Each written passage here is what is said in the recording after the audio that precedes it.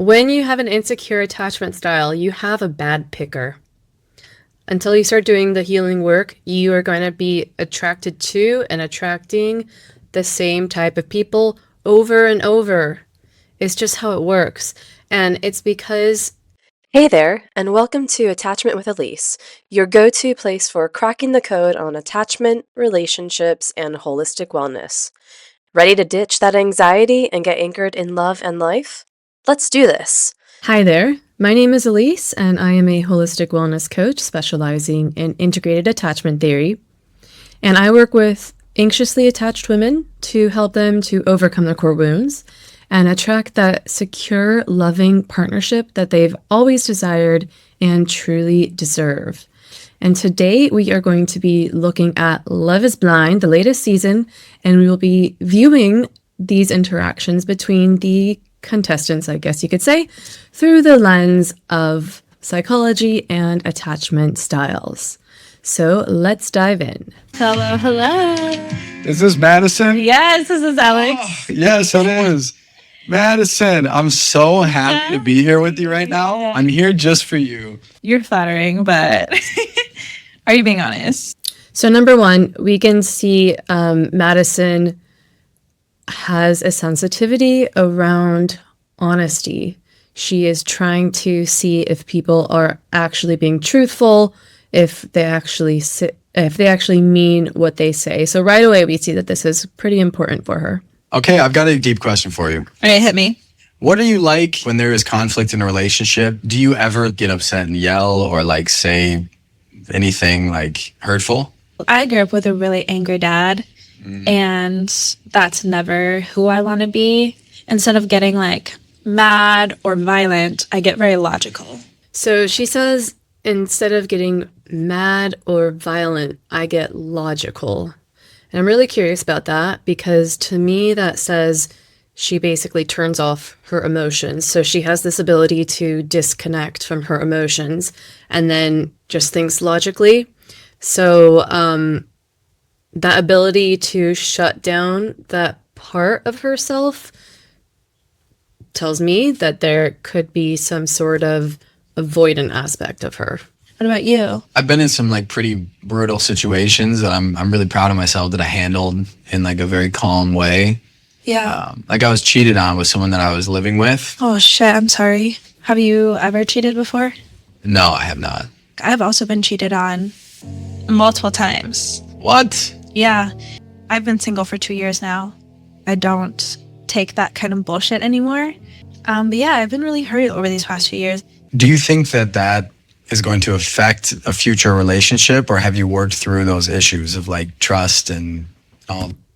This is a very good question from Alex, because when people go through past relationships or trauma or whatever, it tends to create emotional baggage that they carry with them into their next relationship. So for Alex, it's quite perceptive of him to actually take that into consideration, to think, okay, to me, if I was in his position, I mean, he's speaking as someone who has been cheated on. So he's coming from that experience, but Madison has been cheated on multiple times. And she still has, you can tell the difference in the language that they're speaking about this cheating. So when you listen to Alex talk about the cheating, he seems somewhat removed from it, it's not personally affecting him anymore. Whereas from Madison, she still is emoting quite a bit. It's still bothering her today. She's still changing her behaviors as a result, or changing what she's willing to tolerate, or whatever that may be. So it doesn't seem like she's worked through the issues completely yet. And that's something that you want to take into consideration when you're dating somebody new, because if they haven't resolved those old issues, that's probably going to come up again in your current relationship with them. So very perceptive of Alex to ask.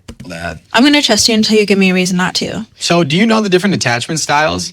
I do. Do you know which one you are?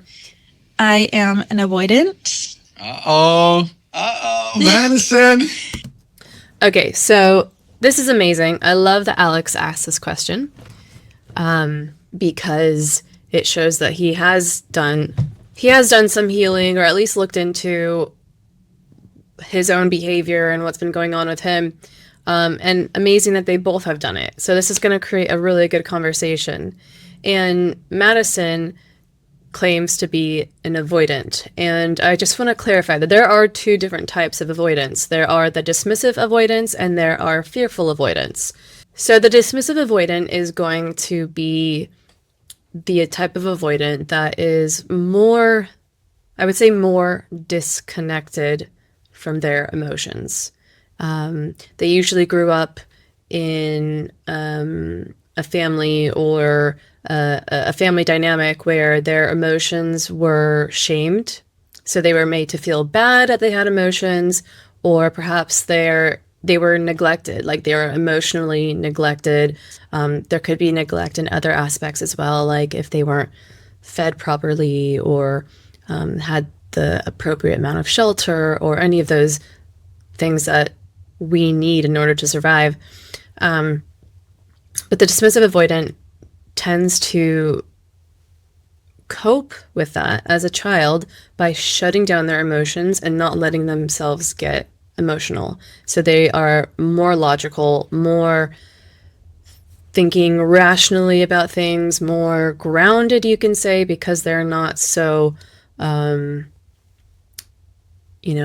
up and down. Whereas the fearful avoidant is the type of avoidant that will have those ups and those downs. So they actually have both aspects of the avoidant and the anxious type.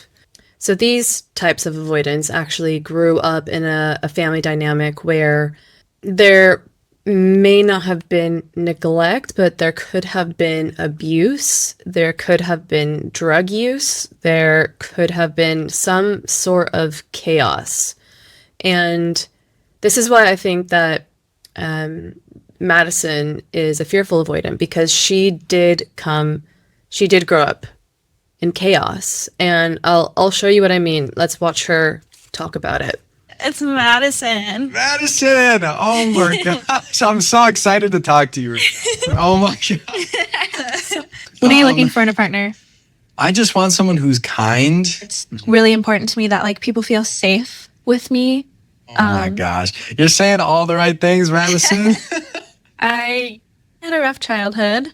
My mom, she was really surrounded by a lot of drugs, and she was in kind of a rehab program when she met my dad, and they had me in an accident. Met my stepdad when I was 2. I also actually lost my stepdad when I was in 8th grade to a drug overdose. Oh no, Madison. My relationship with my mother is tough because I've just had to be like a parent to her my whole life, but I really love her. I have a lot of compassion for her, and I think there's a lot of like generational curses that I'm trying to break. So now I would say I'm close with my brother and my sister. Like I just want to be the person for them that I never had. Okay, so we can see there was a lot of chaos in the home, in Madison's home growing up. So she had parents who were drug addicts, parents who died young. So she's probably dealing with abandonment issues as well. She's coming from a parentified home where she actually had to be the one to sort of take care of her mom. So that all to me points toward a fearful avoidant type. You can see the way that these different attachment styles develop and adapt based off of their living environment. So if we look at the dismissive avoidant, because they were neglected or not given the love, the attention, their needs weren't met, they adapted by learning that they cannot rely on other people. They can only rely on themselves, and that's why that they keep their distance, because they don't trust that their needs can never be met by someone else. The fearful avoidant, on the other side, they learned that sometimes their needs can be met and sometimes their needs are not met, and it depends on the day. So it depends on how their caregivers are feeling that day. It depends on whether their caregivers are abusing drugs that day. What effect is that going to have on the child? Maybe they are completely out of it, and so there's that form of abandonment, but then the next day they are present, and maybe the next day they start to regret that they did drugs and abandoned their child. So they come back to their child and they're apologetic and they want to caretake and give that love. But then say the next week they do the drugs again. And so fearful avoidants have this big issue with trust. And as a result, they got really good at being able to read people, read different situations, because they want to be able to prepare for what's going to walk in that day. Now, another difference between the dismissive avoidant and the fearful avoidant is that, like I said, the dismissive avoidant, they're quite cut off from their emotions. The fearful avoidant is pretty in tune with their emotions, and that's what drives this emotional roller coaster that they tend to be on, because they'll have times when they're deep in their feels, and then that freaks them out, and then they turn it off and push it away. And so it's this constant, like, wanting to be close and wanting to get, they love depth, they love like real honest conversations, they like to get to the meat. They're not so good with small talk, so they really like depth and presence, but sometimes they can get too close and that freaks them out, so then they need to push away and like come back to themselves and remember that they can't always trust people, so they need to rely on themselves. So they're constantly going back and forth between these things. And you can see Madison, she's quite in tune with herself, with her emotions, what she's feeling. And, you know, she grew up in a really tough home, so I'm not hating on her whatsoever. She's done really well for the circumstances that she has been dealt. And we have to keep that in mind when we talk about attachment. Like, it can be easy to be judgmental and, you know, want to criticize, but all these insecure attachment styles, they're developed out of core wounds, and they are coping mechanisms. Like, their personality, the way that their brain and their emotions operate is because they're trying to cope with the situations that they grew up in. So we have to have, you know, give them a little bit of love in that regard. And again, as well, it's not to say that they are victims either, because we all have power over our lives, and we all have power over our own psychological, mental, emotional development. So, you know, you get to a certain point as an adult, like, you can look back and try to understand why you behave the way that you do and why you have these feelings and these thoughts about yourself, and you can look back and try to make sense of it and be like, oh, I feel this way because my parents weren't there for me, or this, that, or the other.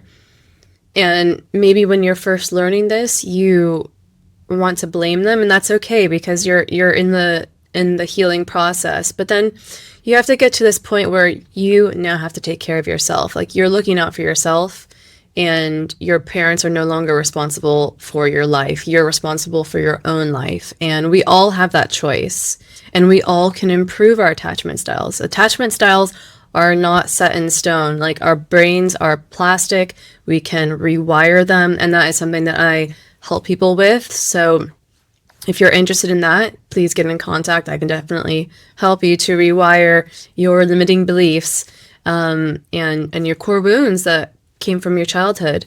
It's definitely possible to change that with some work. But yeah, anyway, let's get back to the show. So avoidant. Yeah. So, I mean, I think that's my natural inclination, right? Is to be an avoidant. When I feel someone's energy start changing towards me, I get scared and I kind of run. It's in a sense of like, well, I don't need them anyway.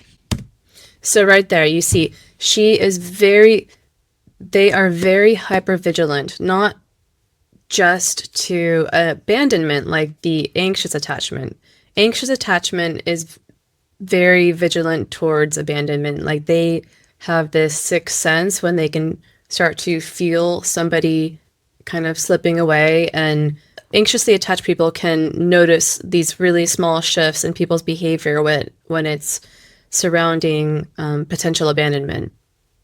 However, the fearful avoidant, they are hypervigilant around any sort of shift in behavior because, remember, they had to be prepared for any type of situation. So they learn to read people very well. And this is what she's saying right here. When she notices a shift in behavior, she pulls away because she gets scared. And I don't know if that's like out of a healthy place or not, but there's just like certain things where I'm just like, that's not my problem. And I would say she asked, I don't know if that's like a healthy behavior or not. And the way that I like to guide whether some type of behavior is healthy or not is to look at the securely attached, because securely attached individuals, they grew up with love in the house. They grew up with being listened to, being validated, knowing that their needs would be met. And if their needs weren't being met, they learned that it's okay to speak up about it. Like, they are allowed to have that conversation and to bring it to other people's attentions. The difference here is that a securely attached individual, if they were noticing that somebody is behaving differently, they would bring it up. So they would say to that person, hey, I've noticed that you've been a little bit distant lately. Is everything okay? You know, they don't have that fear around being vulnerable. Whereas the insecure attachment styles, they do have that fear around vulnerability. So you can see in Madison's case, instead of bringing it up, wanting to talk about it, her natural inclination is to pull back.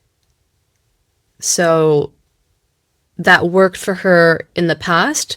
That worked for her growing up when in her living situation, but that doesn't work in adult relationships when you're trying to build connection, build a healthy, secure relationship. That won't work. So to answer her question, no, that's not really a healthy response. I think that's maybe a little bit of a trigger for me because past relationships, I dealt with that, but like on the extreme end of it. Yeah. So here we see now Alex, he knows that he is anxiously attached, or he sounds like he's done some healing, so he might be closer to secure now. But this is this is called the Anxious-Avoidant Trap, where they just keep triggering each other. So if an avoidant is to pull away, remember I said the anxious, they're really, really perceptive around little signals of abandonment.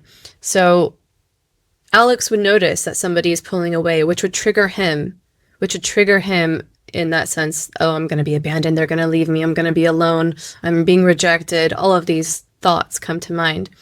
And as a result, the anxiously attached person will want to cling, will want to be like, wait, no, come back. Or they'll text that person a bunch of times, or they'll try to get closeness as a coping mechanism. They want to, their safety, their security is when they are close to others. So if they feel that sense of, oh my gosh, somebody's leaving, I need to fix this. I need to get that closeness back. And then in turn, that would push the fearful avoidant away more, and they might actually become quite harsh.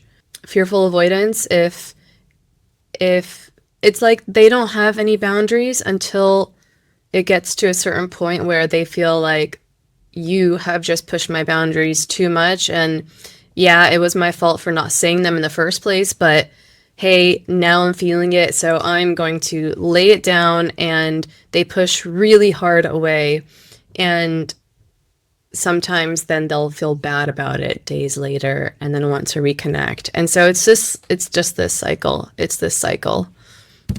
I'm more anxious. I feel like I'm not good enough, and so I want you to show me that, yes, you care about me and that you are not abandoning me. Yeah.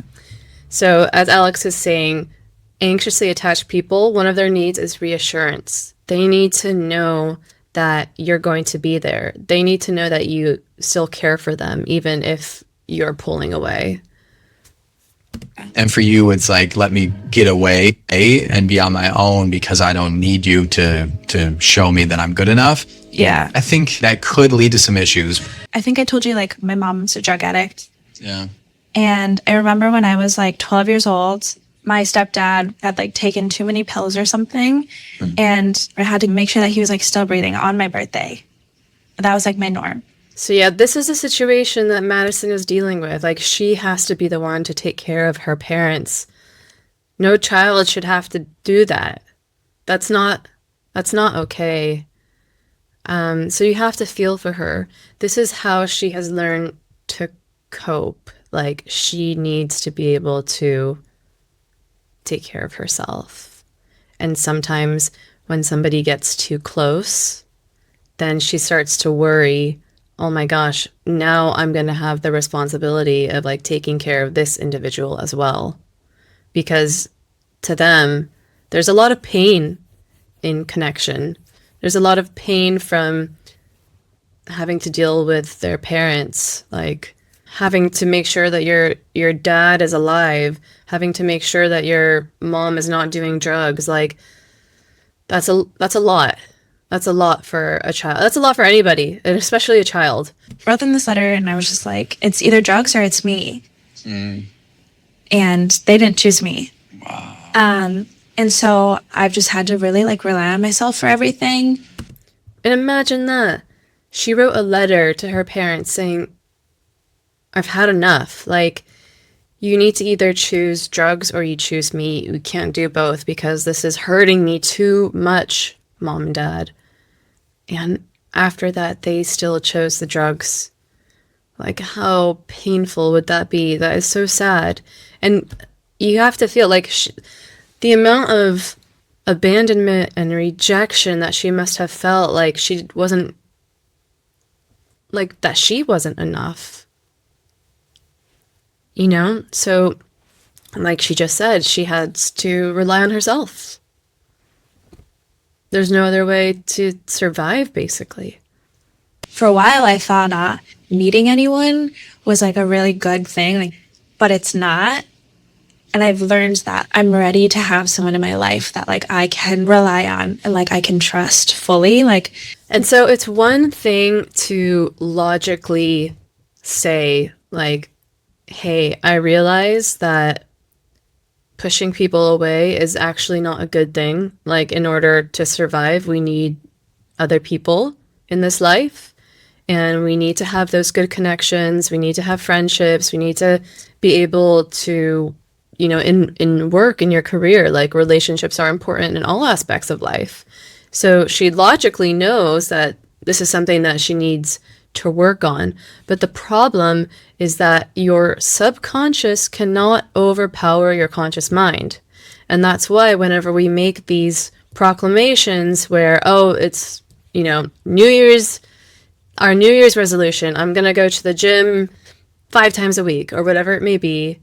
And like, yeah, maybe it works for a couple of days, but then you start to go back to your old ways because your subconscious is programming your mind. It's programming your thoughts. It's programming your actions. And your subconscious controls 95% of your thoughts, your behaviors, your actions, and the way that you feel about yourself. So unless you can get down to your subconscious programming and make those changes there, then nothing you say is really going to matter because you're going to fall back into your old patterns, your old ways. So she's saying this right now. She's saying that she wants people to feel safe around her, that she knows that relationships are important and she wants to have somebody in her life. But does she really know it deep down in her subconscious? It's hard to say because I don't know the healing work that she has done. Again, it is possible to heal, and this is something that I do with people. And if you're interested in that, please get in contact, because that is what I love to do with people, is to help them to break through these barriers. But, you know, as for now, we just have to take her word for it until we start to see those actions. I really got emotional when you're talking about your parents like that. That's really... I know, like tearing. I'm sorry about that, but it's really good that you have recognized that about yourself. And it shows a lot of growth. Like, we all have things that we have to, like, grow in. And, like, I think as long as we can commit to doing that, like, that's the best that we can do for each other, you know? But I do expect for you to tell me when I hurt your feelings so that we can work through it. I feel like you and I, it seems like, have gone through a lot and are very self-aware people. And I'm in a place in my life where I know I can be a very good partner to someone. I don't know, you sound scared over there. I'm definitely not scared. I just think I have been in relationships with people like that. Like, not like you, but like a very extreme version of an avoidant person. Yeah. That scares me a little bit. I'm sorry. I don't mean to scare you, but I just want to be honest. Like, you know, are you the type of person that, like, you need that emotional connection with someone before you can have a physical connection? Probably. Yeah. Yeah. I would say I'm that way too. That's good. Yeah. But I, like, come from, like, a very religious background. I think I've talked to you about that. But so, like, the topic of sex has always been really taboo. Like, you just were not, like, allowed to, like, be a human in that regard. Unless we're talking about sex after marriage. Yeah. You know, I didn't have sex until I was, like, 22. Wow, really? And so, yeah, I think it is, like, an important thing for me to talk about before getting married, you know.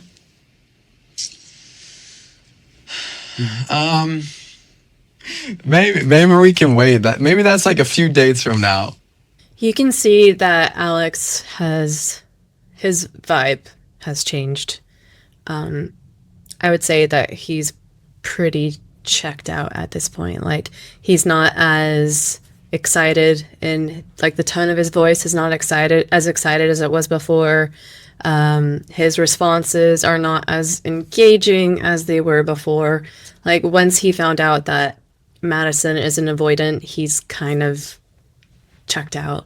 And I mean, it's understandable given his past experience and knowing himself as an anxiously attached person. Like, he's doing the smart thing by trying to protect himself, especially in this situation. Like, it's not like he can just say to himself, oh, you know what?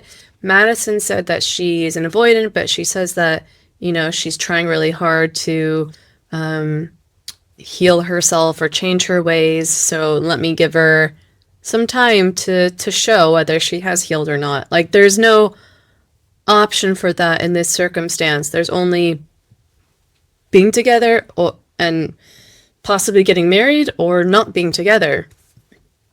So in this circumstance, it's smart what he's doing. Like, I would do the same. I would recommend somebody to do the same. When I came in here, I thought that you were the strongest connection. And I wanted to obviously, like, make a very informed decision. Yeah. I'll have to think about the attachment style. Maybe we are initially attracted to people in here that are similar to people that we have dated out in the real world. I don't know if, like, that's why I'm initially attracted to you, is because you are similar to them, or if it's just because I like you. That's another thing, is that, like, he's right. When you have an insecure attachment style, you have a bad picker. Until you start doing the healing work, you are going to be attracted to and attracting the same type of people over and over. It's just how it works. And it's because that is our subconscious comfort zone. We are more comfortable being around, like, for him, he's more comfortable being around dismissive or avoidant people, because that's probably how he grew up. He did talk about a lot of bullying and people making fun of him and that sort of stuff. But I'm not really sure what happened in his home life. But his subconscious is primed for that. And our subconscious is processing so much information.